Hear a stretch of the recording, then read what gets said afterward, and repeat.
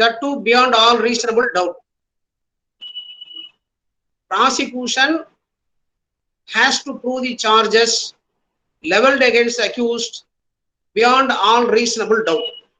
இப்போ prosecution அரசு தரப்புல குற்றம் சாட்டப்பட்டவர்களுக்கு எதிராக வணையப்பட்ட குற்றச்சாட்டுகளை மெய்ப்பிக்க வேண்டும், அதுவும் தகுநிலை ஐயப்பாடுகளுக்கு அந்நியில் மெய்ப்பிக்க வேண்டும். அப்படின்னா ஒரு குற்றச்சாட்டை எந்த முறையில அரசு தரப்புல நிரூபிக்க முடியும் அப்படின்னா, prosecution has to adduce evidence before the learned trial judge. Prosecution has to adduce evidence before the learned trial judge.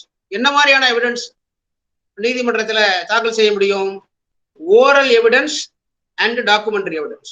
Oral evidence and documentary evidence. நீதிமன்றத்துல சத்திய பிரமாணம் சொல்லி ஒருவருடைய வாக்குமூலத்தை பதிவு செஞ்சா அதான் சாட்சியம், எவிடன்ஸ். இப்ப வாய்மொழி சாட்சியமும் ஆவண சாட்சியத்தையும் அரசு தரப்புல விசாரணை நீதிமன்றத்துல தாக்கல் செய்யறாங்க. இப்ப ஓரல் எவிடன்ஸ் யார் யாரெல்லாம் சாட்சி அரசு தரப்புல முன்வைக்கிறாங்கன்னா இறுதி அறிக்கையிலே சொல்லிடுவாங்க யார் யாரெல்லாம் இந்த வழக்குல சாட்சி அப்படின்னு. அதே மாதிரி என்னென்ன ஆவணங்களை முன்னிலைப்படுத்துகிறார்கள் அப்படிங்கிறதையும் செக்ஷன் 173(2) தாக்கல் செய்யக்கூடிய இறுதி அறிக்கையில சொல்லிடுவாங்க. உதாரணமாக டாக்குமெண்டரி எவிடன்ஸ்ல பாத்தீங்கன்னா ஒரு குற்றவியல் வழக்குகள்ல முதல் தகவல் அறிக்கை, accident register, inquest report, wound certificate, seizure மகசர், rough sketch, chemical analysis report, இது மாதிரி பல்வகையான ஆவணங்களை அரசு தரப்புல ஒரு ஆவணமாக ஆவண சாட்சியமாக முன்னிலைப்படுத்துவாங்க. கன்ஃபஷன் அப்படிங்கிறத சொல்றப்ப மட்டும் அட்மிசிபிள் போர்ஷன் ஆஃப் கன்ஃபஷன். எப்படி எல்லா டாக்குமெண்ட்டையும் சொல்றப்ப FIR, accident register, wound certificate, seizure மகஜர்னு சொல்லிட்டு கன்ஃபஷன் அப்படின்னு சொல்றப்ப மட்டும் admissible portion of confession of an accused அப்படின்னு ஒரு சொல்லுவோம். விசாரணை நீதிமன்றத்தினுடைய தீர்ப்புகள்ல பின்பக்கம் பாத்தீங்கன்னா முடிவுக்கு பின்னாடி அரசு தரப்பு சாட்சிகளினுடைய பட்டியல், ஆவணங்களுடைய பட்டியல்னு போடுறப்ப அட்மிசிபிள் போர்ஷன் ஆஃப் கன்ஃபஷன் அப்படின்னு ஒன்று சொல்லியிருப்பாங்க. அது என்ன, எல்லா ஆவணங்களையும் அரசு தரப்புல ஒரு ஆவணமாக விசாரணை நீதிமன்றம் ஏற்றுக்கொண்டு விட்டு கன்ஃபஷனை மட்டும் ஏன் அட்மிசிபிள் போர்ஷன் ஆஃப் கன்ஃபஷன் அப்படின்னு ஒன்று சொல்றாங்க? ஏன் அப்படின்னா நீதிமன்றத்துல சாட்சியம் எந்த வகையான சாட்சியங்களை நீதிமன்றத்துல தரப்பினர் முன்னிலைப்படுத்தப்பட வேண்டும் என்று சொன்னா section 5 of Indian evidence act, section 5 of Indian evidence act நமக்கு வழிகாட்டுகிறது. மிக முக்கியமான பிரிவு இந்திய சாட்சிய சட்டத்துல. அதனால அந்த செக்ஷனை படிக்கிறேன் பாருங்க. Evidence may be given of facts in issue and relevant facts. Evidence may be given in any suit or proceedings of the existence or non-existence of every fact in issue and of such other facts as are hereinafter declared to be relevant and of no others. Hereinafter declared to be relevant and of no others. அப்ப ஆவண சாட்சியங்களோ வாய்மொழி சாட்சியமா எப்படி இருக்கணும்?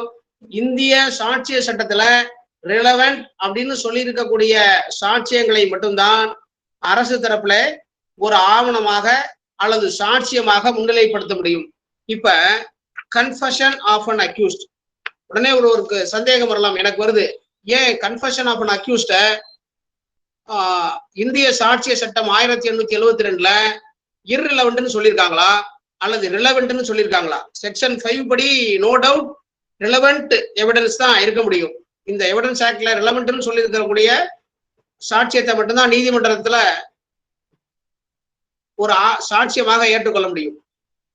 சரி, இப்ப இந்திய சாட்சிய சட்டத்துல கன்ஃபஷன், குற்ற ஏற்புரை அப்படின்னு சொல்லக்கூடிய இந்த ஒப்புதல் உரை பற்றி என்னென்ன பிரிவுகள்ல சொல்லப்பட்டிருக்கிறது அப்படின்னு பார்த்தா செக்ஷன்ஸ் 24, 25, 26, 27, 30, இதெல்லாம் முக்கியமான சட்டப்பிரிவுகள். 24ல இருந்து 27 வரைக்கும். பிறகு 30 section 30 of Indian evidence act. அதுக்கப்புறமா கோட் ஆஃப் கிரிமினல் ப்ரொசீஜர் எடுத்துக்கிட்டீங்கன்னா section 316 of code of criminal procedure. எல்லாருக்கும் 317 தெரியும். ஏன்னா அன்றாடம் ஒவ்வொரு விசாரணை நீதிமன்றத்திலையும் 317 அப்ளிகேஷன் கொடுப்போம். 316 is also relevant and 164 of Code of Criminal Procedure. இதுதான் குற்ற வழக்குகளில் குற்றம் சாட்டப்பட்டவர்களுடைய ஒப்புதல் வாக்குமூலத்தை பற்றி சொல்லக்கூடிய சட்ட பிரிவுகள். இப்ப செக்ஷன் 24, 25, 26, 27 சட்டத்தை பார்ப்போம்.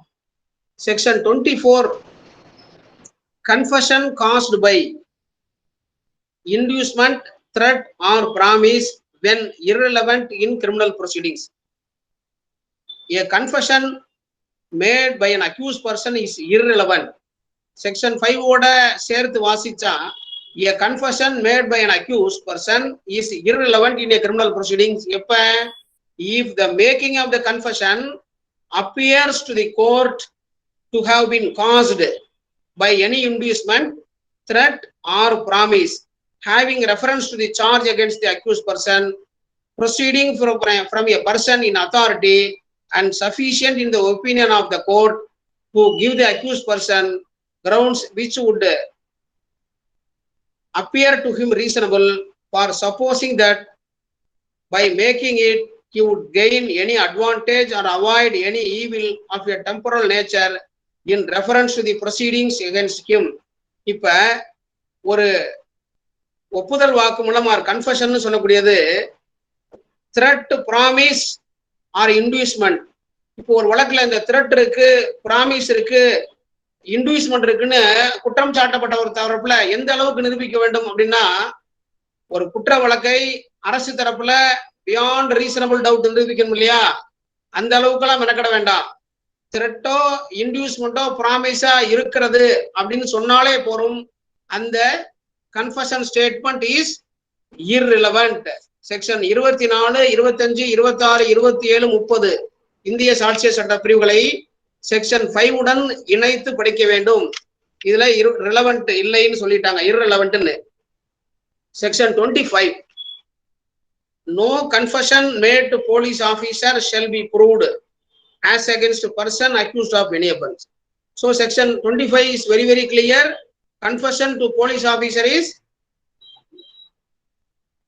irrelevant, not to be proved. Section 26 confession by accused while in custody of the police officer not to be proved against him. So இப்ப 24, 25, 26 படி confession before police officer is irrelevant. Very very dangerous provision is section 27 of Indian Evidence Act. Section 27 இப்ப பார்ப்போம். How much of information received from accused may be proved provided that 24, 25, 26 confession before police officer irrelevant, not to be proved சொல்லிட்டாங்க இல்லையா. ஒரு புரவிஷோ கிளாஸ்ல ஆரம்பிக்கக்கூடிய ஒரு பிரிவு Indian Evidence ஆக்ட்ல section 27 எப்படி ஆரம்பிக்குது பாருங்க. 25, 26 இது புரவிஷோ class. provided that when any fact is deposed to as discovered in consequence of information received from a person accused of any offense in the custody of a police officer, so much of such information, whether it amounts to a confession or not, as relates distinctly to the fact thereby discovered, may be proved. ஒவ்வொரு சட்ட பிரிவுகளையும் அடிக்கோடிட்டு நினைவில் கொள்ள வேண்டிய keywords இருக்கும், ingredients இருக்கும். இப்ப section 27 of Indian evidence act is playing a very very vital role in criminal justice system, in criminal justice delivery system. So section 27ல இன்கிரீடியன்ட்டை கவனமாக பார்க்க வேண்டும். ஒன்னு, there must be some accusation against accused. that accused must be in custody of the police officer. There must be some information or confession. அதாவது confession R not அப்படிங்கிற வார்த்தையை section 27ல பயன்படுத்தி இருக்கிறாங்க. அதனால ஸ்ட்ரிக்ட் சென்ஸ்ல கன்ஃபஷனாக இருக்க வேண்டும் அப்படிங்கிற அவசியம் இல்லை. கன்ஃபஷனாக இருக்க வேண்டும் அப்படிங்கிற அவசியம் இல்லை. கன்ஃபஷன் ஆர் நாட்னா ஸ்டேட்மெண்டா இருக்கலாம். And he must be in custody of the police officer. நல்லா கவனம் வேணும். செக்ஷன் 27ல அரெஸ்ட் அப்படிங்கிற வார்த்தை பயன்படுத்தப்படவில்லை. என்ன வார்த்தையை பயன்படுத்தி இருக்கிறாங்க? Custody of the police officer. Arrest அப்படிங்கிறதுக்கும் கஸ்டடி அப்படிங்கிறதுக்கும் பெரிய வேறுபாடு இருக்கிறது. ஒருத்தர் அரெஸ்ட் பண்ணிட்டாங்கன்னா அவர் போலீஸினுடைய கஸ்டடியில தான் இருக்கார். ஆனா கைது செய்யாமலேயே ஒருவரை விசாரணை செய்யறாங்கன்னு வச்சுக்கோ. ஒருவரை கைது செய்யலாம், ஆனா விசாரிச்சுக்கிட்டு இருக்காங்க. அந்த போலீஸ் ஆபீசரனுடைய வரம்பை மீறி அந்த விசாரணைக்கு உட்பட்ட நபர் அந்த போக முடியாது. That means what? He is in the custody of the police officer. So accusation இருக்கணும். அவர் போலீஸ் ஆபீசரோட கஸ்டடியில இருக்கணும். அவர் ஒரு ஸ்டேட்மெண்ட் கொடுக்கணும், அவர் கன்ஃபஷன் கொடுக்கணும். அப்படி கொடுக்கக்கூடிய கன்ஃபஷனோ அல்லது ஸ்டேட்மெண்டோ எப்படி இருக்கணும்? ஒரு டவுட் வரணும் இல்லையா? எப்படி இருக்கணும்? அந்த வழக்குக்கு தொடர்புடையதாக இருக்க வேண்டும்.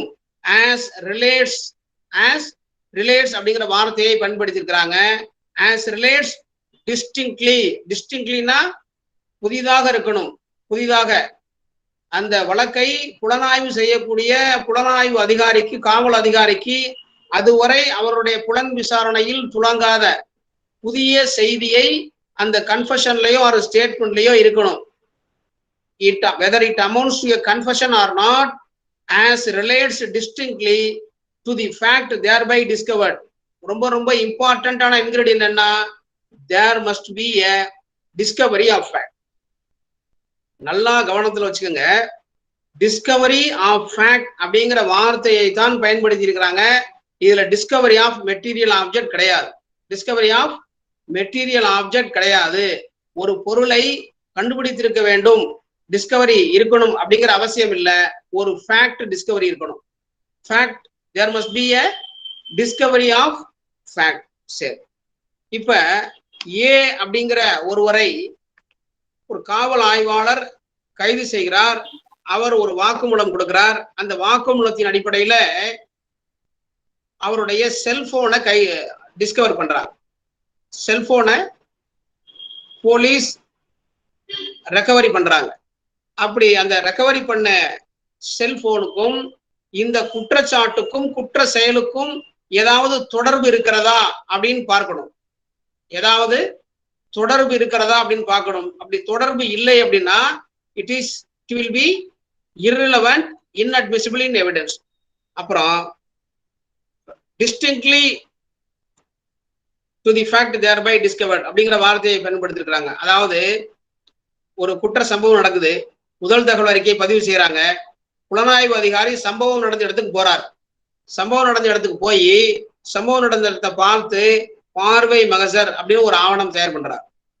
அந்த இடத்துல இருக்கக்கூடிய பொருட்களை புலனாய்வுக்காக கைப்பற்றுதல் மகஜர் மூலம் 2 சாட்சிகளுடைய முன்னிலையில கைப்பற்றுகிறார்.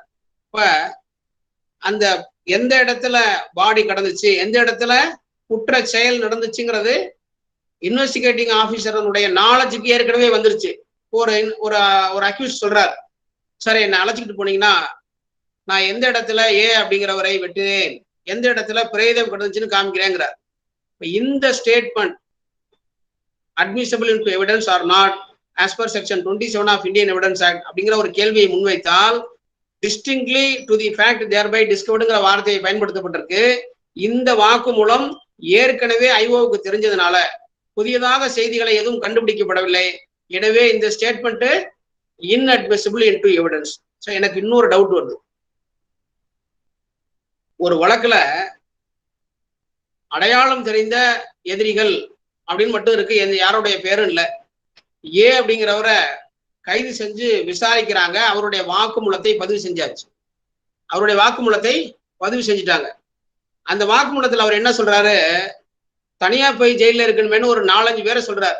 சார் இதை நான் மட்டும் செய்யல சார், நான் அவ்வளவு பெரிய ஆள் இல்லை பாருங்க அப்படின்னு ஒரு 4-5 பேருடைய லிஸ்ட்டை சொல்லி இவங்க எல்லாருடைய கான்ஸ்பிரசி இருந்துச்சு, ஒரு இடத்துல போய் ஒரு வெப்பன் வாங்கினோம், வந்து ஒருத்தரை மறிக்க சொன்னோம், தள்ளிவிட சொன்னோம், இந்த அக்கரன்ஸ் நடந்ததுல ஒரு 6-7 பேருக்கு பங்கு இருக்குன்னு எல்லாரையும் சொல்றாரு. இப்ப இந்த இதுக்கு பேர் என்ன? Confession of co-accused. Confession of co-accused. இப்ப இது தொடர்பாக ஏதாவது விதி சட்டம் இருக்கிறதான்னா section 30 of Indian evidence act. Section 30 of Indian evidence Act. இப்ப கன்ஃபஷன் ஆஃப் கோ-அக்யூஸ்ட், இந்த கோ-அக்யூஸ்டோட கன்ஃபஷனை எடுத்துக்கணும்னா அனைத்து எதிரிகளும் கன்ஃபஷன் கொடுத்தவரும் கோ-அக்யூஸ்டும் ஜாயிண்ட் ட்ரையல்ல இருக்கணும். ஜாயிண்ட் ட்ரையல் இருந்தா மட்டும்தான் section 30 will come in to play. சரி, இப்ப செக்ஷன் 173 சப்கிளாஸ் 2 சிஆர்பிசில ஒரு ஆய்வாளர், புலன் விசாரணை அதிகாரி ஒரு 200 பக்கத்துக்கான ஆவணங்களை நீதிமன்றத்துல தாக்கல் செய்யறார். அதுல முதல் தகவல் அறிக்கையிலேருந்து பிரேத விசாரணை அறிக்கை, சடல கூராய்வு அறிக்கை அப்படின்னு நிறைய ஆவணங்கள் இருக்கு. விசாரணை நீதிமன்றம் சாட்சிகள் எல்லாம் விசாரிச்சுட்டு தாக்கல் செய்திருக்கிற எல்லா ஆவணங்களையும் தன்னுடைய பரிசீலனைக்கு எடுத்துக்கொண்டு தீர்ப்பு சொல்லலாமா அப்படின்னு கேட்டா, எந்த ஒரு ஆவணம் prosecution documents or defence document அப்படின்னு ஒரு ஆவணமாக குறியீடு செய்யப்படுகிறதோ, அதாவது ஒரு document must be exhibited as a document, marking of documents. இப்படி ஒரு டாக்குமெண்ட் மார்க் பண்ணப்படாத பட்சத்துல அந்த ஆவணங்களை நீதிமன்றம் தீர்ப்பு சொல்வதற்கு, ஒரு முடிவுக்கு வருவதற்கு ஒரு ஆவணமாக எடுத்துக்கொள்ள கூடாது. அதனால இப்ப மற்ற எல்லா ஆவணங்களையும் ஒரு டாக்குமெண்டா மார்க் பண்ணிட்டா, கன்ஃபெஷன்ல மட்டும் அட்மிசிபிள் போர்ஷன் ஆஃப் கன்ஃபெஷன் அப்படின்னு ஏன் சொல்றோம்னா செக்ஷன் 5 படி ரெலவெண்டா இருக்கக்கூடியதா மார்க் பண்ணலாம். இப்போ செக்ஷன் 27ஐயும் 5 ஆஃப் எவிடன்ஸ் ஆக்டையும் படிச்சோம்னா there must be discovery of fact. அது டிஸ்கவரி ஆஃப் ஃபேக்ட் எந்தெந்த இடங்கள்ல இருக்குதோ அதை மட்டும்தான் ஒரு ஆவணமாக குறியீடு செய்ய முடியும். இப்ப இந்த குறியீடு செய்வது சம்பந்தமாக, ஆவணங்களை குறியீடு செய்வது சம்பந்தமாக உள்ள தீர்ப்புகளை இப்பொழுது நம்ம பார்ப்போம். முதல்ல ஆத்தப்ப கவுண்டன் அப்படின்னு ஒரு case, AIR 1937 Madras, AIR 1937 Madras 618 full bench of Madras high court 1937 என்ன முடிவு பண்ணாங்கன்னா, confession of an accused, the entire confession can be marked அப்படிங்கிற ஒரு முடிவுக்கு 1937 வந்தாங்க. முதல் வழக்கு ஆத்தப்ப கவுண்டன் வழக்கு. அதற்கு பிற்பாடு நிறைய வழக்குகள்ல அட்மிசிபிள் போர்ஷன் ஆஃப் கன்ஃபெஷன் மட்டும்தான் எடுத்துக்க முடியும் அப்படின்னு முடிவுக்கு வந்தாங்க. உதாரணமாக சில வழக்குகளை சொல்றேன் பாருங்க. 2021 volume 2 MLJ criminal page 149, 2021 volume 2 MLJ criminal page 149. நிறைய சட்ட பிரச்சனைகளுக்கு மதுரை உயர்நீதிமன்ற கிளையினுடைய தீர்ப்புகள் பல உதாரணமான தீர்ப்புகளை வழங்கியிருக்கிறது. இந்த என்டையர் கன்ஃபெஷனை மார்க் பண்ணது தவறு அப்படின்னு latest judgment from Madras high court at Madurai bench 2021 volume 2 MLJ criminal page 149, R Marimuthu alias Sami Kannu and another versus inspector of police Velliyanai police station Karur district. இதுல பாராகிராஃப் 26 முக்கியம். பாராகிராஃப் 26, 27 செக்ஷன் 27 பத்தி டீல் பண்ற இந்த தீர்ப்புல சரியா வந்திருக்கு பாருங்க. பாராகிராஃப் 26, 27 ரொம்ப ரெலவென்ட்.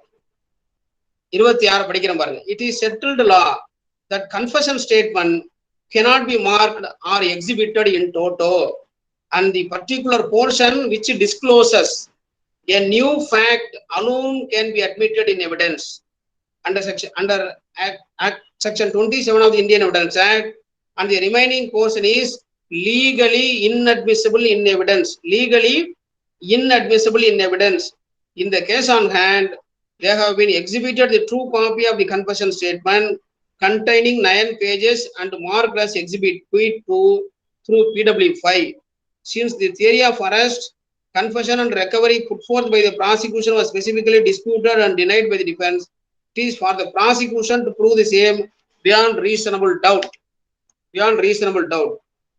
So paragraph 26, 27 ஒரு வழக்குல confession of an accused, how to be proved, what are the portion of the document to be proved அப்படிங்கிறது 2021 எம்எல்ஜே கிரிமினல்ல இருக்கக்கூடிய இந்த தீர்ப்பு நமக்கு வழிகாட்டுகிறது. சரிங்க சார்.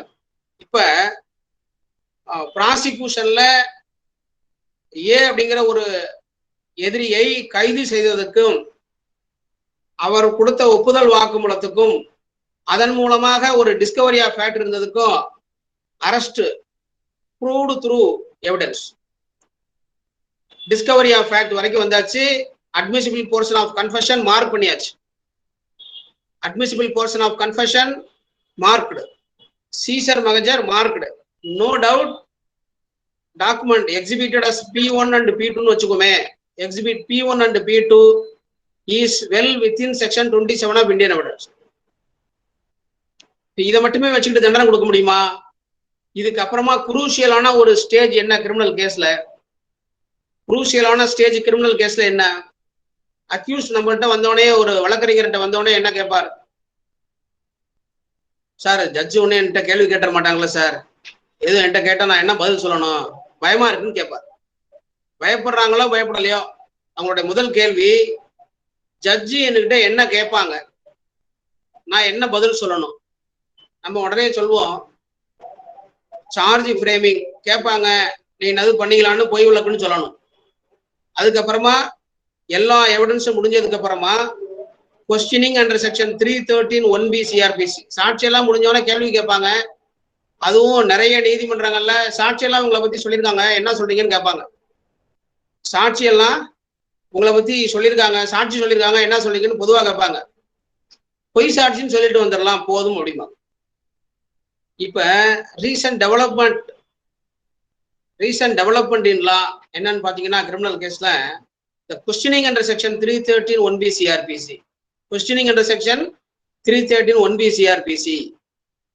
ரெண்டு பேர் நினைக்கிறாங்க சார் டாபிக்கை மறந்துட்டு கொடுத்த டாபிக் கன்ஃபெஷன் ஆஃப் அக்யூஸ்ட் ரெலவன்சியை பத்தி பேசுங்கன்னா இவர் கொஸ்டினிங் பத்தி எல்லாம் ஏன் சொல்றாரு அப்படின்னு.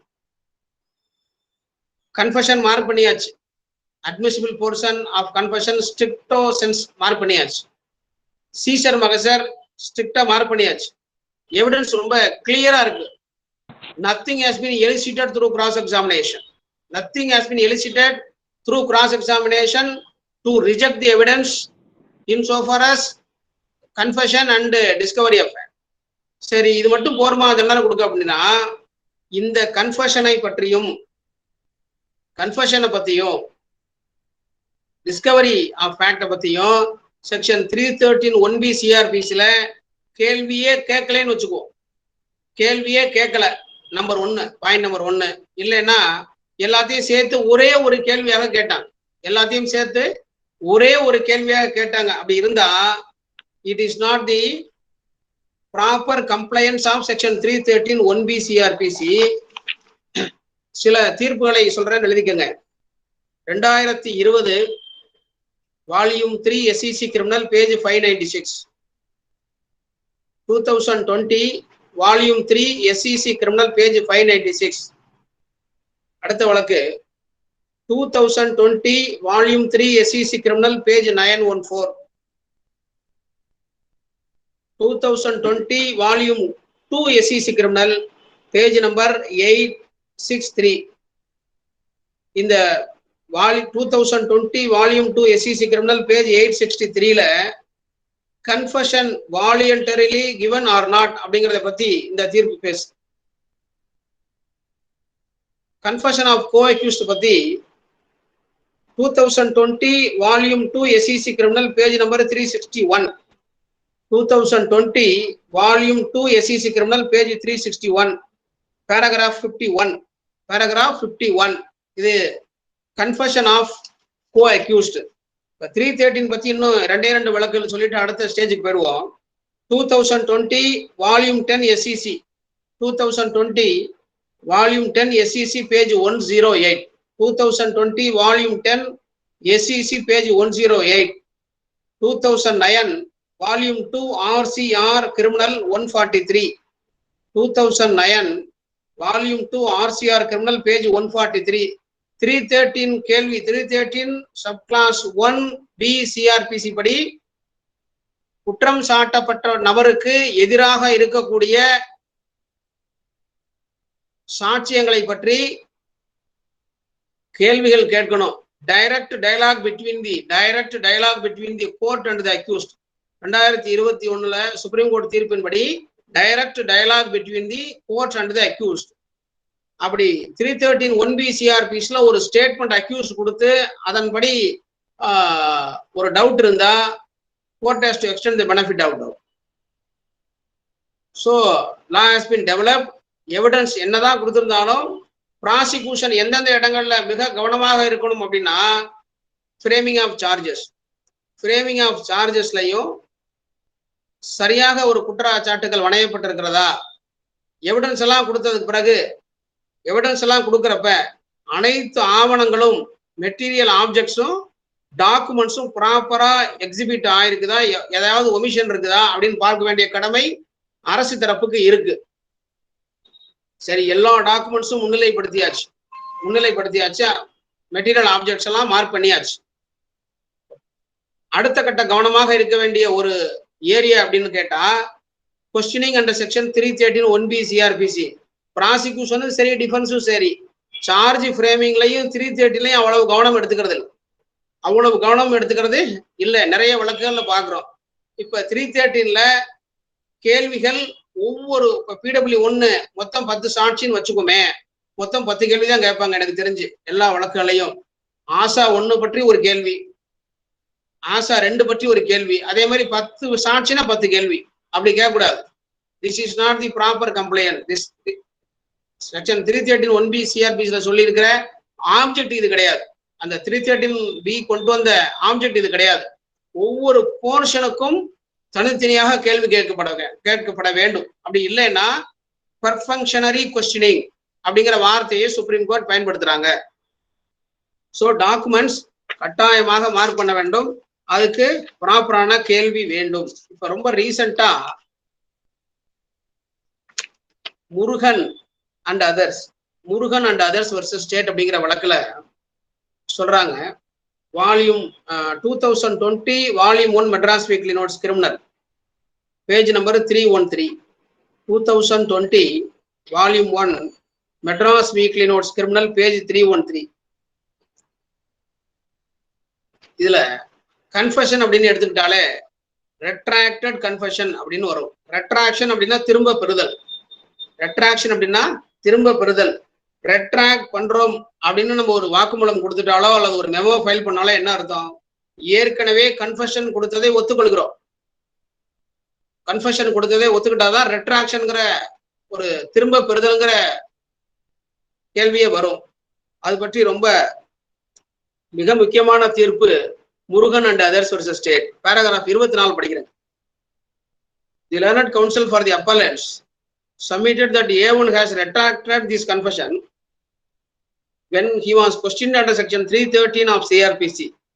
The learned counsel submitted that the learned judicial magistrate did not follow the mandatory requirements under section 164 of CRPC and did not give time to A1 to reflect upon the confession that was going to be given by him, and he was not forewarned that the confession will be used against him. So இந்த வழக்கு வந்து Murugan and others versus state வழக்கு. Confession was recorded by the judicial magistrate. By invoking the powers under section 164 CRPC, confession was recorded by the learned magistrate, but it was rejected as inadmissible since mandatory provisions of section 164 has not been followed by the learned judge. By important judgment 164ல முக்கியமான ஆவணங்களை அரசு தரப்புல பாக்குறப்ப நம்ம ஒரு வழக்கை ஒத்துக்கிறதுக்கு பயப்படுற ஒரு இடத்துல சார் ஜுடிஷியல் கன்ஃபெஷன் இருக்கு அப்படிம்போம். கன்ஃபெஷன் அப்படின்னு பொதுவாக பார்த்துட்டு இந்த பிரிவுகள் படிச்சோம் இல்லையா? Judicial confession, extra judicial confession, and confession before police officer. இப்போ செக்ஷன் 27ல பார்த்துக்கிட்டே வந்தோம், எல்லா இன்கிரெடியன்ட்டையும் பார்த்தோம்.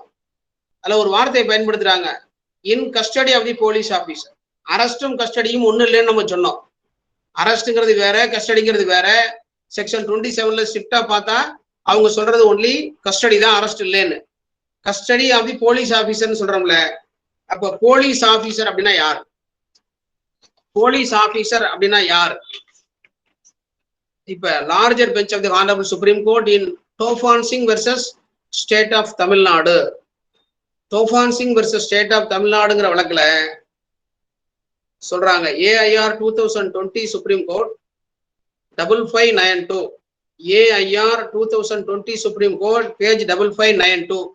ஏற்கனவே இருந்த தீர்ப்புகள்லாம் என்ன சொல்றாங்கன்னா, செக்ஷன் 173 சப்கிளாஸ் 2 சிஆர்பிசி படி எந்த அலுவலர்களுக்கெல்லாம், போலீஸ் ஆபீசருக்கெல்லாம்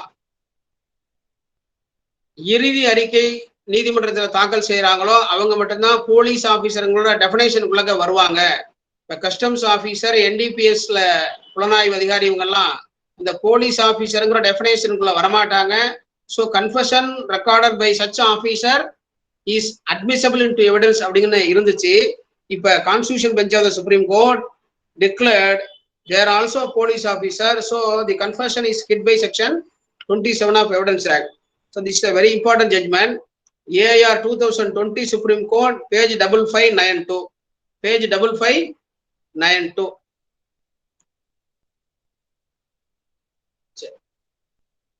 உயர் நீதிமன்றத்துல பிராக்டிஸ் பண்றோம், கான்ஸ்டிடியூஷன் பேசுறோம். இப்ப ஆர்டிகிள் 23 இருக்கு இல்லையா, ஆர்டிகிள் 23 அப்படிங்கிறதுக்கு கீழே இந்த கன்ஃபெஷன் வருமா, whether it is admissible in evidence or whether the confession of an accused is against the provisions of constitution or section 27 is violative of article violative of constitution of India அப்படிங்கிற ஒரு கேள்வி இருக்கிறது. இந்த கேள்விக்கு ஏற்கனவே உயர் நீதிமன்றமும் உச்ச நீதிமன்றமும் என்ன சொல்லிட்டாங்க, it is constitutionally valid. It is constitutionally valid. There is no compulsion and article 23 அதுல வராது அப்படின்னு சொல்லிட்டாங்க. இப்ப செக்ஷன் 24ல படிச்சோம் இல்லையா, confession caused by inducement, threat or ப்ராமிஸ்னு. அப்படி செக்ஷன் 24 படிக்கிறப்பயே செக்ஷன் 316 ஆஃப் சிஆர்பிசி படிக்கணும். 317 எல்லாருக்கும் தெரியும், அதே மாதிரி 316 படிக்கணும். No influence to be used, no influence to be used to induce disclosure except as provided in section 306 and 307. No influence by means of any promise or threat or otherwise shall be used to an accused person to induce him to disclose or withhold any matter within his knowledge. So section 24 ஐயும் section 316 CRPC ஐயும் இணைந்து வாசிக்க வேண்டும். இப்ப section 24 to 26 படி evidence confessions inadmissible, irrelevant படிச்சோம். Section 27 of Indian evidence act படி admissible portion of confession if it relates to the case, if it is distinctly proved, if there is a discovery of fact, then it is admissible into evidence, அப்படிங்கிறத பார்த்தோம். இப்ப confession, judicial confession, extra judicial confession and confession before police officer அப்படின்னு பிரிச்சுப்போம். அது என்ன judicial confession? எனக்கு இன்னொரு doubt இருக்கு. Investigation அப்படின்னா என்ன? செக்ஷன் 2H CRPC என்ன சொல்லுது? Collection of all evidence. Section 2H படிக்கிறேன் பாருங்க.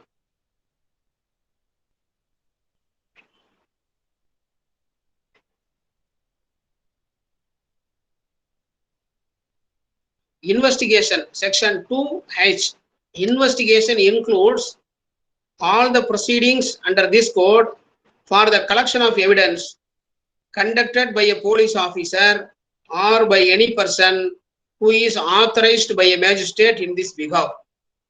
ஒரு சட்டப்பிரிவு அல்லது ஒரு டெஃபினேஷனை பத்தி படிக்கிறப்ப, ஒரு டாபிக் பத்தி படிக்கிறப்ப அது தொடர்பாக உள்ள எல்லா சட்டப்பிரிவுகளையும் நம்ம படிக்க வேணும். அப்பதான் அந்த சப்ஜெக்ட்ல நமக்கு ஐயப்பாடு இருக்காது. இப்ப என்னோட டவுட் என்னன்னா, investigation includes all the proceedings under this code for the collection of evidence conducted by a police officer. அப்போ போலீஸ் ஆஃபீஸர் இன்வெஸ்டிகேஷன்ல கலெக்ட் பண்ற எல்லாமே எவிடன்ஸ் தானே. Investigating officer during the course of investigation collect பண்றது எல்லாமே எவிடன்ஸ்னு சிஆர்பிசில section 2H சொல்லுது. அப்போ 161(3) statement இருக்கு இல்லையா, அதையும் during the course of investigation investigating officer தான் ரெக்கார்ட் பண்றார்.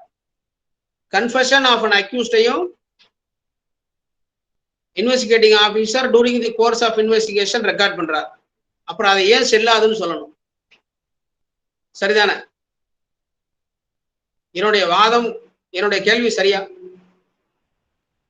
செக்ஷன் 2H படி அது எவிடன்ஸ் தான். 2H CRPC படி statement of a witness and confession of an accused is no doubt is evidence. எப்ப அந்த ஸ்டேட்மெண்ட்டும் கன்ஃபெஷனும் எவிடன்ஸ் அப்படிங்கிற நிலைக்கு அந்த வாக்குமூலம் ஒப்புதல் வாக்குமூலங்கிற ஸ்டேஜ்ல இருந்து தாண்டி அடுத்த ஸ்டேஜுக்கு எவிடன்ஸ் அப்படின்னு போகும் அப்படின்னா, section 2H CRPC has to pass the test of section 5 of Indian Evidence Act. section 5 of Indian Evidence Act. அப்ப section 5 of Indian evidence Act apply பண்றப்ப எதெல்லாம் அதுல பார் இருக்கு? ஸ்டேட்மெண்ட் ஆஃப் விட்னஸுக்கு section 162 CRPC is bar. 162 CRPC is a bar. Section 27ல என்ன சொல்றாங்க? Confession R நாட்ங்கிற வார்த்தையை பயன்படுத்திருக்காங்க. அப்ப செக்ஷன் 161 ஸ்டேட்மெண்ட் அக்யூஸ்ட் கிட்ட வாங்கலாமா அப்படின்னு கேட்டா நோ டவுட் வாங்கலாம். நோ டவுட் வாங்கலாம்.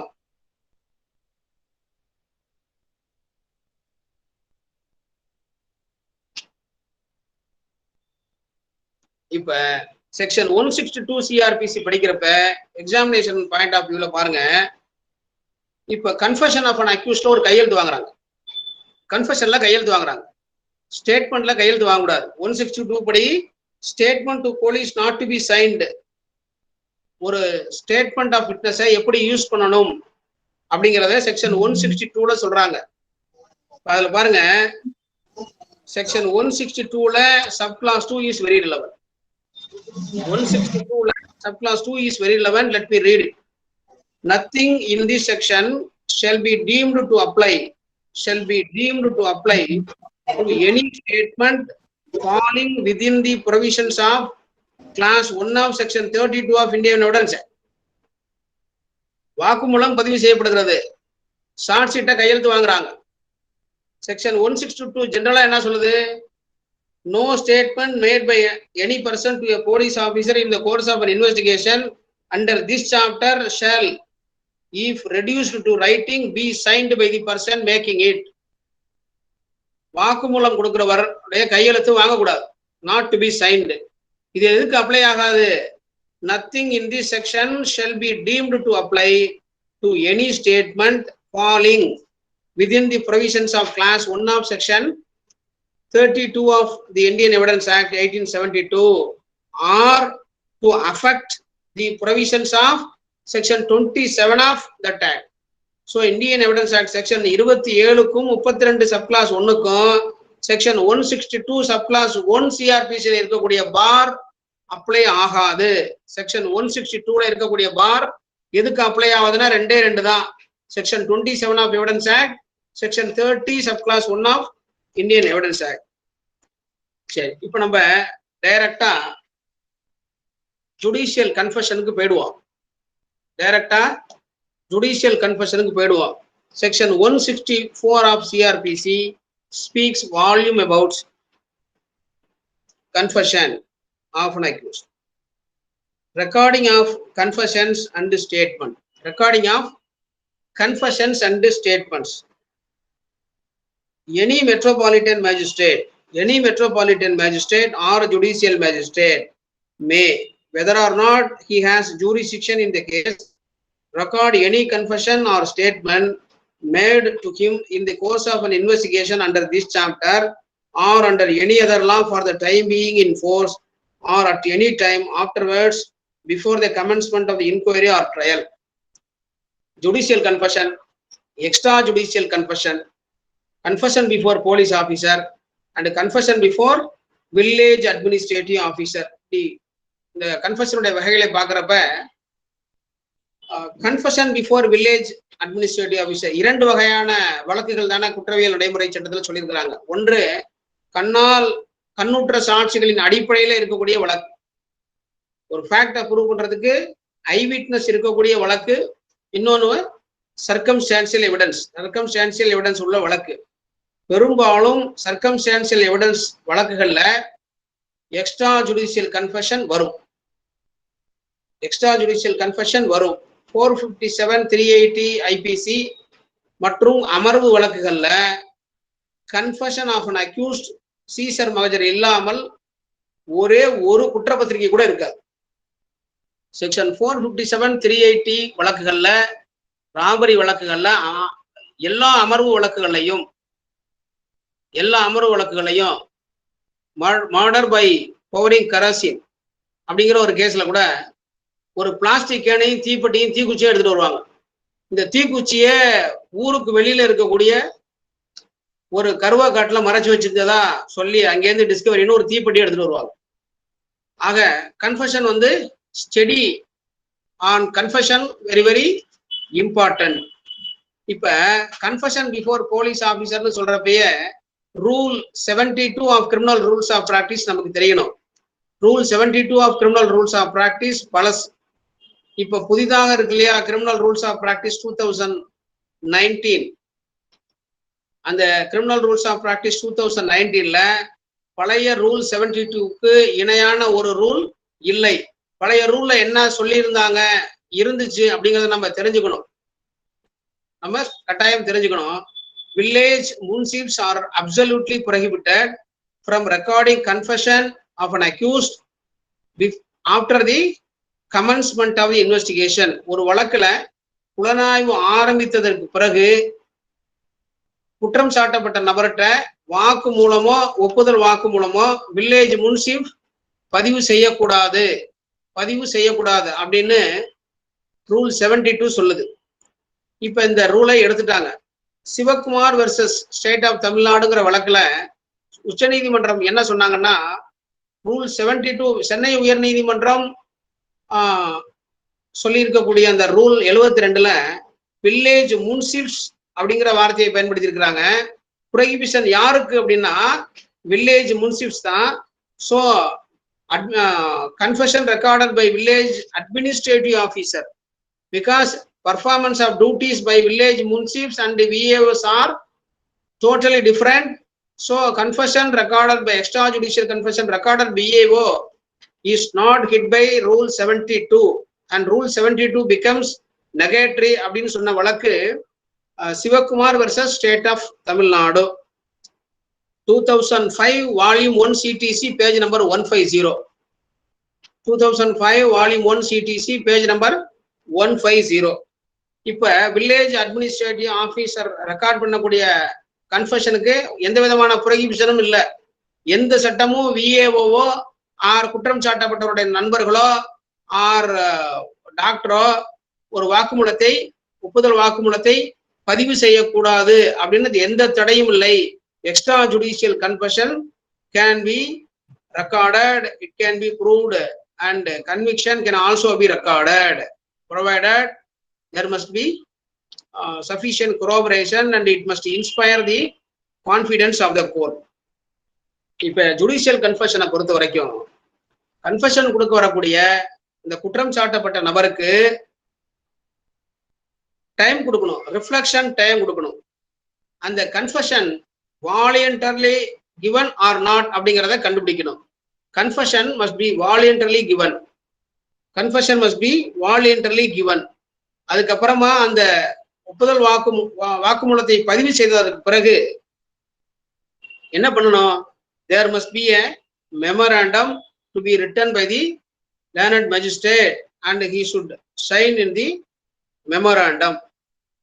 சரி, ஒரு குற்றம் சாட்டப்பட்ட நபர் நீதிபதிக்கு முன்னாடி வர்றப்ப அவர் ஒப்புதல் வாக்குமூலத்தை தன்னிச்சையாக தான் தருகிறார் அல்லது நெருக்கடியில தருகிறார் அப்படிங்கறத எதை வச்சு கண்டுபிடிக்கும்? ஏதாவது சயின்டிபிக்கா ஒரு எக்யூப்மெண்ட்ஸ் இருக்கிறதா அப்படின்னு பார்த்தா section 164 CRPC gives way. Section 164 CRPC itself gives way.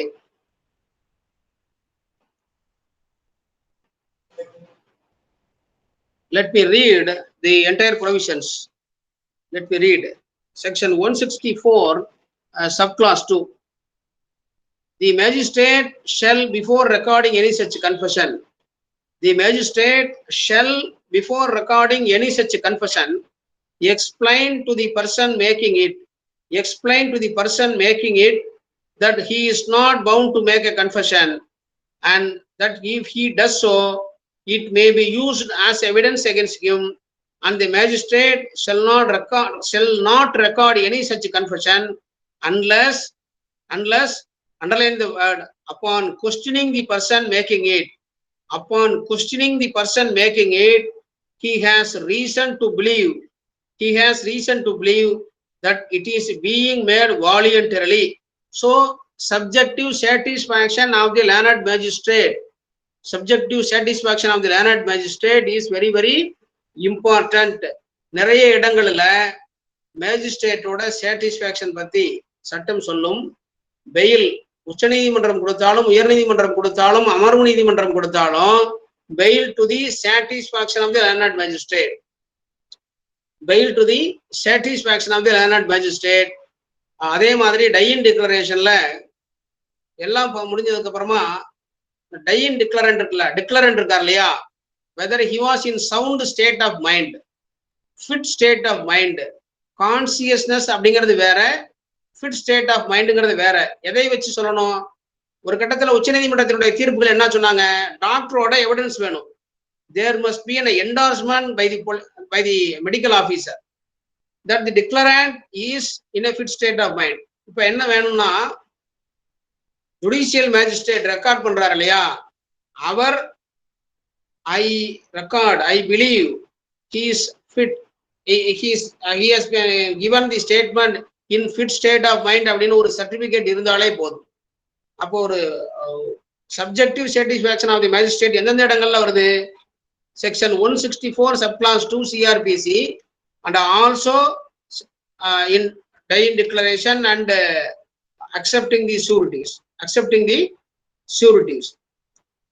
Judicial கன்ஃபெஷன்ல மிக முக்கியமான ஜுடிஷியல் பர்ஃபார்மன்ஸ். ஒரு அக்யூஸ்டோட கன்ஃபெஷனை ரெக்கார்ட் பண்றதுக்கு முன்னாடி ஒப்புதல் வாக்குமூலம் கொடுக்கணுங்கிற அவசியம் இல்லை அப்படிங்கிறத தெளிவா சொல்லணும்.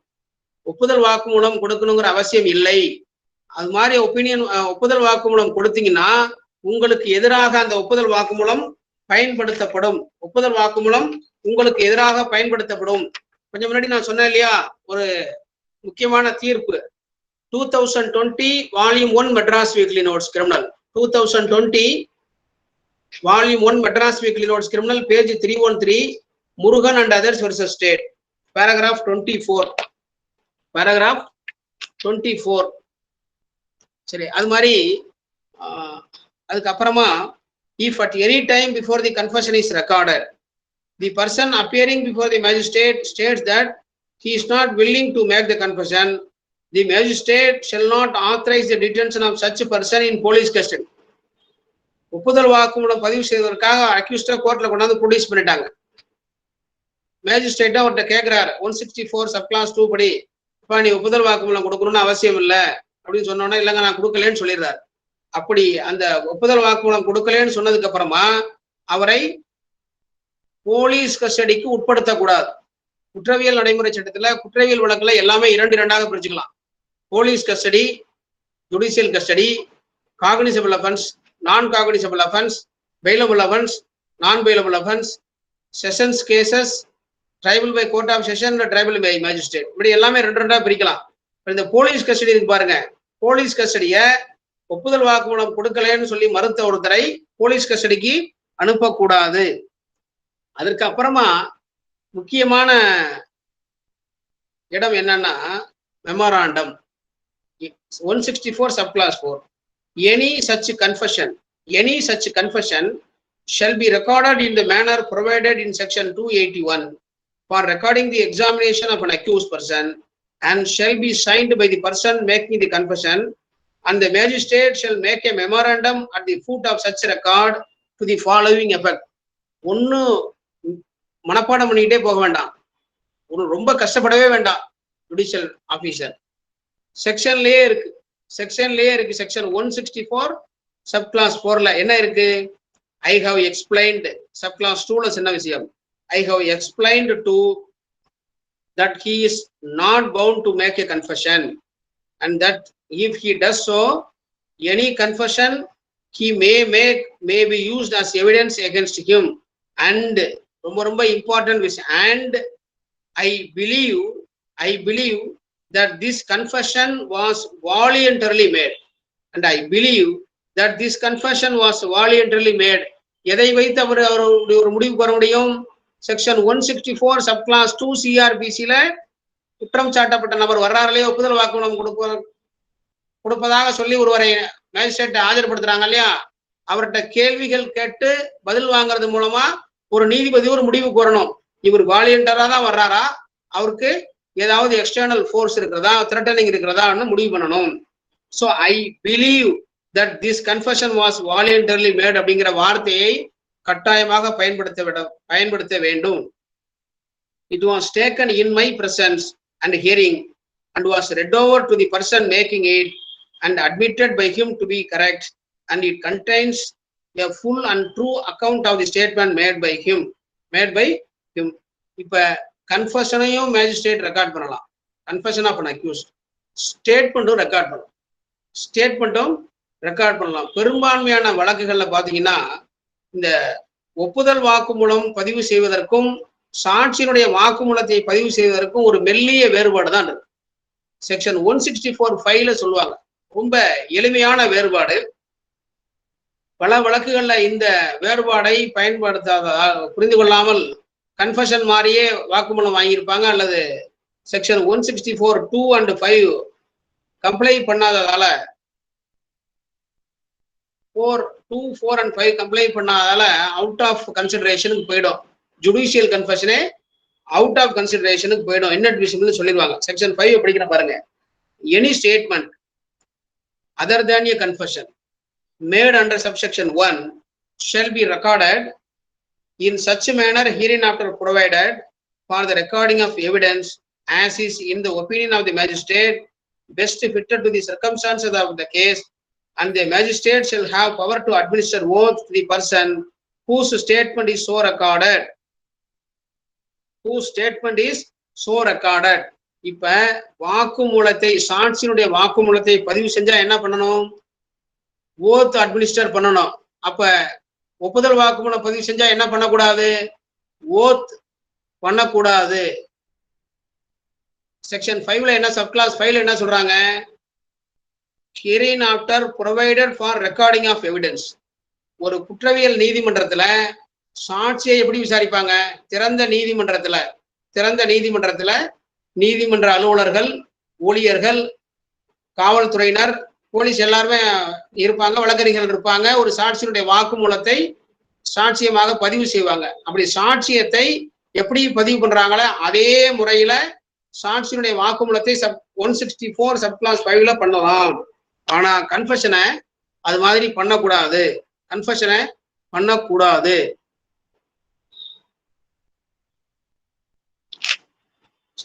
இப்ப எக்ஸ்ட்ரா ஜுடிஷியல் கன்ஃபெஷன் அப்படின்னா ஒரு விஏஓட்ட ரெக்கார்ட் பண்றது, அல்லது ஒரு டாக்டர்கிட்ட போய் ஏ அப்படிங்கிற ஒருவர் காயத்தோட ஒரு ஆஸ்பத்திரிக்கு போறார், அரசு ஆஸ்பத்திரி.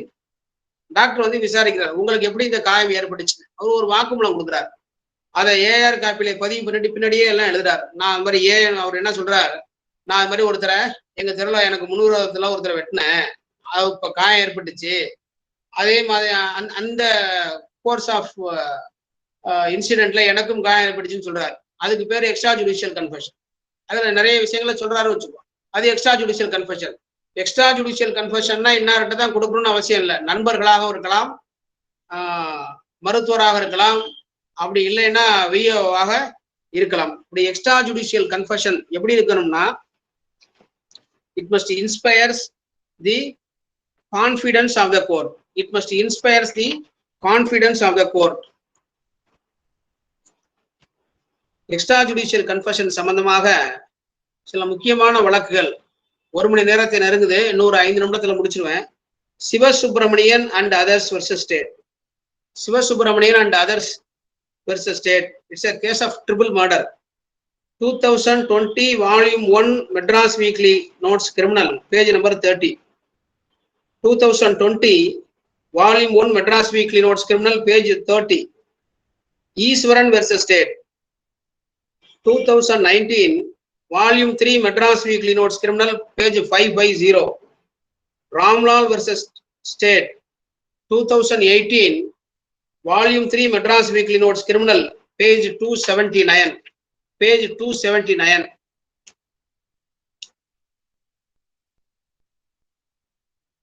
இப்ப ஜுடிஷியல் கன்ஃபெஷன் இருக்கு இல்லையா, அந்த ஜுடிஷியல் கன்ஃபெஷனுக்கு அக்யூஸ் ஆர் ஸ்டேட்மெண்ட்டுக்கு அவரை இன்வெஸ்டிகேட்டிங் ஆபீசர் தான் ப்ரொடியூஸ் பண்ணணுமா, யார் வேணுமாலும் ப்ரொடியூஸ் பண்ணலாமா அப்படின்னு கேட்டா, he must be sponsored by the investigating officer alone. 2000 SEC criminal, page 210. A person who is neither an accused nor sponsored by the investigating agency has no locus standi to apply to the magistrate to record the statement under section 164 CRPC. 2000 SEC criminal, page 210. அதே மாதிரி section 164 record பண்றது judicial magistrate மட்டும்தான் பண்ணணுமா, judicial magistrate மட்டும்தான் பண்ணணுமா, executive magistrate or district magistrate பண்ணலாமா அப்படின்னு கேட்டா, எக்ஸிக்யூட்டிவ் மேஜிஸ்ட்ரேட் பண்ணுவதற்கான அதிகாரம் இல்லை. AR 2000 supreme court, AR 2000 supreme court, page number 2901. Equivalent 2000 SEC criminal, 2000 SEC criminal, page number 1275. The term magistrate alone is used in section 164. So it is so clear that the judicial magistrate alone can record the confession of an accused and the statement of the witnesses. Reflection time அப்படின்னு சும்மா அந்த confession ஸ்டேட்மெண்ட்ல judicial commission ஒரு வார்த்தை எழுதினா மட்டும் பத்தாது. உண்மையிலேயே reflect பண்ணிக்கிறதுக்கு அக்யூஸ்டுக்கு டைம் கொடுக்கணும். ரிஃப்ளெக்ஷன் ஆஃப் டைம் அப்படிங்கிறது கட்டாயமாக இருக்க வேண்டும். Noting the time given for reflection is mandatory. Mere noting the sufficient time was given for reflection is not sufficient. Reflection time was given அப்படின்னு ஒரு வரியில எழுதினா மட்டும் பத்தாது. 1977 criminal law journal, 1977 criminal law journal, NOC, page 13.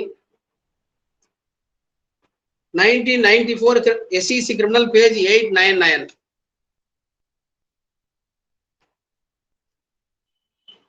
இப்ப voluntarily mat அப்படிங்கிற வார்த்தையை பயன்படுத்தப்படலைன்னா அதை அவுட் ஆஃப் கன்சிடரேஷன் கொண்டு போயிடணும். நிறைய சுப்ரீம் கோர்ட் தீர்ப்புகள் இருக்கு. AR 2001 supreme court, AR 2001 supreme court, page 2503. இப்ப எக்ஸ்ட்ரா ஜுடிஷியல் கன்ஃபெஷனே பெரும்பாலும் எல்லா சர்க்கம்ஸ்டான்சியல் எவிடன்ஸ் உள்ள வழக்குகள்லையும் இருக்கும். அதுல பாத்தீங்கன்னா ஒரு 5 பக்கம் 10 பக்கத்துக்கு எழுதியிருப்பாங்க ஒரு பெரிய கதையே. Lengthy judgment, lengthy confession, extra judicial confession. Karthik versus state, 2019 volume 1 law weekly criminal, page 572. அந்த எக்ஸ்ட்ரா ஜுடிஷியல் கன்ஃபெஷன் இருக்கு பாருங்க, அந்த எக்ஸ்ட்ரா ஜுடிஷியல் கன்ஃபெஷனுமே has to pass the test of voluntariness, has to pass the test of voluntariness.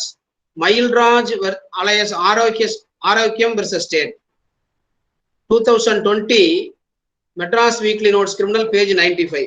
2020 Volume 2 Madras Weekly Notes Criminal, page number 95. இந்த extra judicial confession பத்தியும் judicial confession பத்தியும் சொல்லணும்னா Kashmira Singh case படிக்காம இந்த வழக்கே படிக்கக்கூடாது. இந்த கன்ஃபெஷனுங்கிற டாபிக் உள்ளே வரக்கூடாது. Kashmira Singh versus state of Madhya Pradesh, AR 1952 Supreme Court, page 159. AR 1952 Supreme Court, page 159. அதே மாதிரி N Banu versus state of Tamil Nadu, decided by Madras high court. N Banu versus state of Tamil Nadu 2017 Madras weekly notes criminal volume 2 page 338. Chandran versus state. I believe அப்படிங்கிற வார்த்தைக்கும் I hope அப்படிங்கிற வார்த்தைக்கும் இருக்கக்கூடிய வேறுபாடுகளை சொல்லி ஐ ஹோப்ங்கிற வார்த்தையை தான் மேஜிஸ்ட்ரேட் பயன்படுத்தி இருக்கிறார். ஐ பிலீவ்ங்கிறது அங்க பயன்படுத்தப்படவில்லை. ரெண்டுக்கும் இருக்கக்கூடிய மீனிங் வேற. அதனால இந்த ஜுடிஷியல் கன்ஃபெஷனை ஏற்றுக்கொள்ளவில்லைன்னு சொன்ன வழக்கு Chandran versus state of Tamil Nadu. Chandran versus state of Tamil Nadu. இப்ப எக்ஸ்ட்ரா ஜுடிஷியல் கன்ஃபெஷன் பத்தி சுப்ரீம் கோர்ட்ல ஒரு 6 கொள்கைகள் 6 பிரின்சிபல்ஸ் கொடுக்குறாங்க. அந்த ஒரு வழக்கு பெரிய கைடன்ஸை கொடுக்கும். Kala alias Chandrakala versus state. Kala alias Chandrakala alias versus state 2016 volume 3 SEC criminal, page number 464. 2016 volume 3 SEC criminal, page number 464. இப்ப கன்ஃபெஷன் ஆஃப் அன் அக்யூஸ்ட், அது ஜுடிஷியல் கன்ஃபெஷனா இருக்கட்டும், எக்ஸ்ட்ரா ஜுடிஷியல் கன்ஃபெஷனா இருக்கட்டும், அல்லது கன்ஃபெஷன் பிஃபோர் போலீஸ் ஆஃபீஸரா இருக்கட்டும், எல்லா வாய்மொழி சாட்சியமும் ஆவண சாட்சியங்களையும் நீதிமன்றத்துல கொடுத்துருவான். மிக முக்கியமான இடம் எந்த இடம்? செக்ஷன் 313 1B CRPCல குற்றம் சாட்டப்பட்டவர்களை கேள்வி கேட்டதுக்கு அப்புறமா அப்ரிசியேஷன் ஆஃப்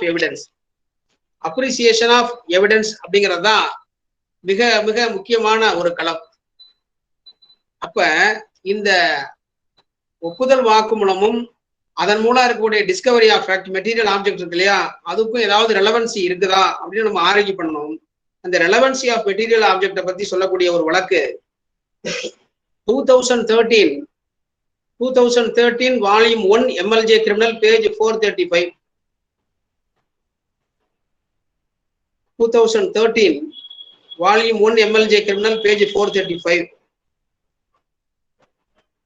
காட்டு Raja versus state of Tamil Nadu. 2013 1 law weekly criminal, page 633.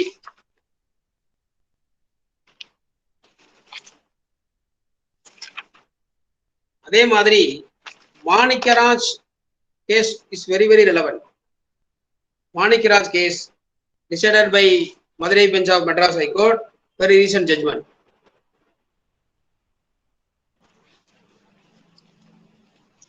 So appreciation of எவிடன்ஸ்ல தான் நம்ம வந்து இந்த தீர்ப்புகளை சுட்டிக்காட்டி ஜுடிஷியல் கன்ஃபெஷனோ அல்லது எக்ஸ்ட்ரா ஜுடிஷியல் கன்ஃபெஷனோ ஆர் கன்ஃபெஷன் பிஃபோர் போலீஸ் ஆஃபீஸரோ சட்டப்பிரிவுகளின் கீழ் வராது, இதை ரிலை பண்ண முடியாது அப்படின்னு சொல்லணும். அதே மாதிரி ஒரு கேள்வி கேட்கலாம், சார் ஒரு 4-5 பேர் சேர்ந்து ஜாயிண்டா மொத்தமா சொல்றாங்க, ஒன்னாவே கோரஸா பாட்டுல கோரஸ் பாடுற மாதிரி 4 எதிரிகள் 4 பேரும் ஒன்னா சொல்றாங்க, அந்த வாக்குமூலத்தை பயன்படுத்திட்டு சொன்னா joint discovery, joint confession and joint discovery is unknown to law. ஒரு வழக்குல மட்டும் சுப்ரீம் கோர்ட்ல அதை எடுத்துக்கிறாங்க. அந்த ஃபேக்ட்ஸ் ஆஃப் த கேஸ்ல ஜாயிண்ட் கன்ஃபெஷன் இஸ் அட்மிஷன் அப்படின்னு அதுல சொல்லப்படவில்லை. அதே மாதிரி discovery of distinct discovery, distinct recovery அப்படின்னு நிறைய வழக்குகள்ல டிஸ்டிங்க்டா இருக்கு அப்படின்னா என்ன மீனிங் அப்படிங்கிறதுக்கு நிறைய தீர்ப்புகள் இருக்கு. ஒரே ஒரு தீர்ப்பை மட்டும் 2 தீர்ப்புகளை மட்டும் சொல்றேன். AR 2004 supreme court, AR 2004 supreme court, page 2865. Page 2865. அதே மாதிரி பொதுவாக ஒரு கேள்விகள் கேட்போம், நீங்க வந்து குற்றம் சாட்டப்பட்ட நபர்கிட்ட கன்ஃபெஷனே வாங்கல, ஏன் அப்படின்னா அதுல கையெழுத்தே இல்லை, கையெழுத்து இல்ல, குற்றம் சாட்டப்பட்ட அக்யூஸ்டோட கையெழுத்து இல்ல, அதனால நீங்க அவர்கிட்ட வாங்கலன்னு சொல்லுவோம். Whether law mandates in getting signature of an accused in confession அப்படின்னு கேட்டீங்கன்னா not at all necessary. Not at all necessary. So இப்போ பொதுவாக confession before police officer is irrelevant. நம்ம இதுவரை பார்த்ததோட ஒரு மணி நேரத்தில் பார்த்ததோட சுருக்கம், confession before police officer is inadmissible. What is admissible into evidence அப்படின்னு கேட்டீங்கன்னா செக்ஷன் 27 படி ஆஃப் இந்தியன் எவிடன்ஸ் ஆக்ட் படி leading to discovery of fact இருக்கணும், அது வழக்குக்கு ரெலவெண்டா இருக்கணும், டிஸ்டிங்க்டா ப்ரூவா இருக்கணும், போலீஸ் ஆபீசர் அவரோட கஸ்டடியில இருந்திருக்கணும். இதெல்லாம் இருந்தா that confession is admissible into evidence. Still admissible into evidence மற்ற பொருண்மைகளையும் இதையும் வச்சு பார்க்கறப்ப whether prosecution has established the case beyond reasonable doubtங்கிற கேள்விக்கு வரணும். ஜுடிஷியல் கன்ஃபெஷன் அப்படின்னா டெஸ்ட் ஆஃப் வாலண்டரினஸ் கட்டாயமாக இருக்கணும். ஒப்புதல் வாக்குமூலம் கொடுக்க வேண்டிய அவசியம் இல்லை. அது மாதிரி கொடுத்தீங்கன்னா கட்டாயமாக வழக்குல உங்களுக்கு எதிராக பயன்படுத்தப்படும்ங்கிறத சொல்லியிருக்கணும். ஐ பிலீவ் அப்படிங்கிற வார்த்தையை அந்த என்டார்ஸ்மெண்ட்ல அந்த சர்டிபிகேட்ல கொடுத்துருக்கணும்.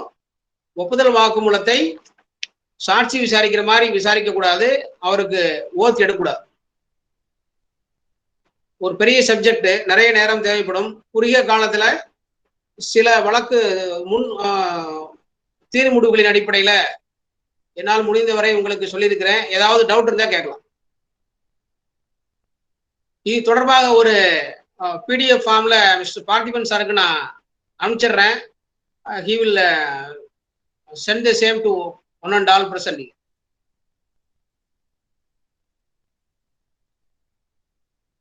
பார்த்திபன் சார், ஒரு நல்ல வாய்ப்பு கொடுத்தீங்க, நன்றி. இந்த நிகழ்வில் என்னோடு பயணித்த உங்க அனைவருக்கும் என்னுடைய அன்பான நன்றி, வணக்கம்.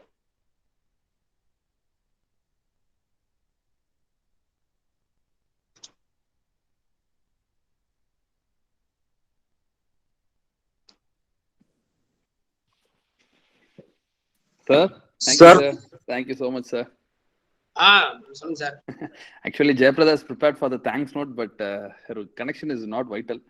It's not connecting. சரியா கிடைக்கல நீங்க பேசுறது. ஜெயபிரதா தான் தேங்க்ஸ் நோட் ப்ரிப்பேர் பண்ணியிருந்தாங்க உங்களுக்கு, பட் அவங்களோட கனெக்ஷன்ல ஏதோ ப்ராப்ளம். கனெக்ட் நான் பண்றேன் சார், உங்களுக்கு என்னோட பிடிஎஃப் அனுப்புறேன். Okay sir. அதுல வந்து ஆர்டிகல் 15 வந்து இந்த ஆர்டிகல் மொத்தமாவே அமைச்சிருங்க, வந்திருக்கேன் உங்களுக்கு. இருக்கக்கூடிய அவங்களோட மெயில் ஐடியை மெசேஜ்ல ஷேர் பண்ணிடுங்க, சார் அனுப்பிச்சிருவாங்க. வாட்ஸ்அப்ல ஷேர் பண்ணுங்க. Right sir, right sir, right sir. All right sir. Sir எங்களுக்கு அடுத்து நீங்க ஃப்ரீயா இருக்கும்போது இன்னொரு ஒரு கிளாஸ் தரணும் சார். இன்னொரு கிளாஸ் போடலாம் சார்.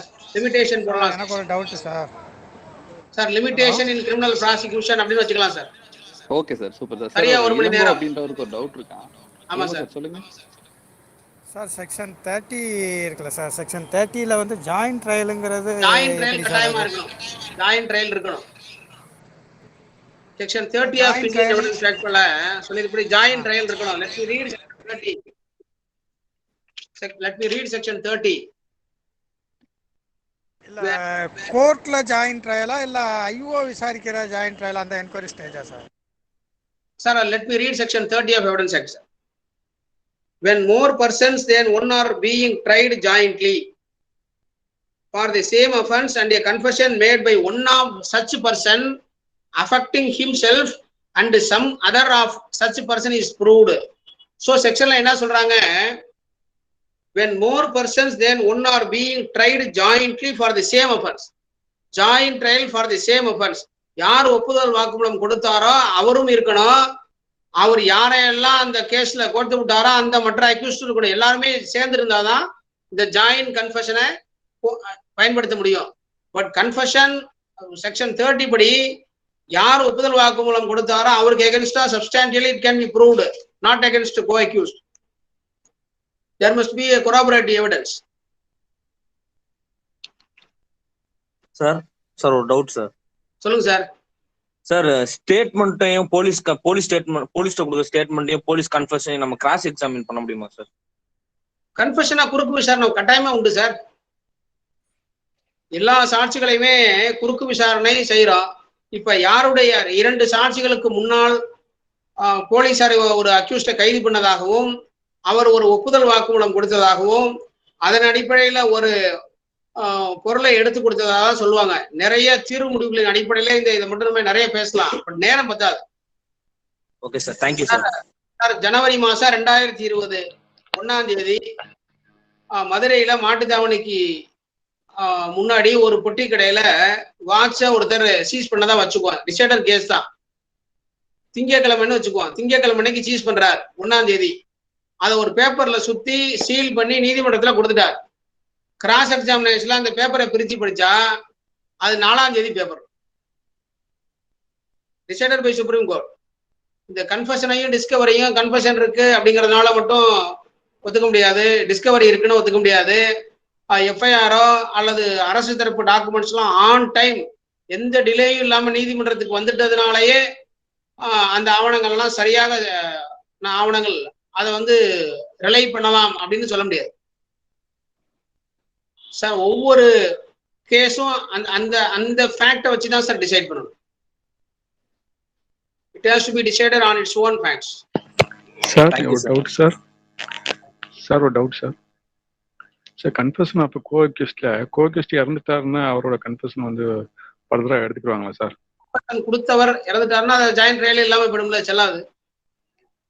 அத ரெக்வெஸ்ட் வரா.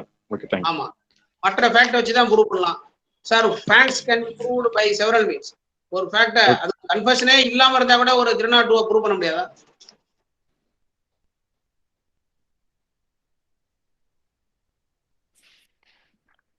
Alright sir. Sir thank you so much sir. ஏதாவது டவுட்ஸ் இருந்ததுன்னா நான் கலெக்ட் பண்ணி வைக்கிறேன், அதை நான் உங்களுக்கு ஷேர் பண்றேன். இந்த டவுட்ஸ் அடுத்த கிளாஸ்ல என்னோட நோட்ஸையும் உங்களுக்கு இப்போ வாட்ஸ்அப்ல அனுப்புறேன், அப்படியே எல்லாருக்கும் அனுப்பிச்சிருங்க. ஓகே சார், ரொம்ப நன்றி. Alright sir, thank you so much sir. Thank you. Thanks sir, thanks sir, thanks. Thank you sir. Thank you, thank you. Thank you sir.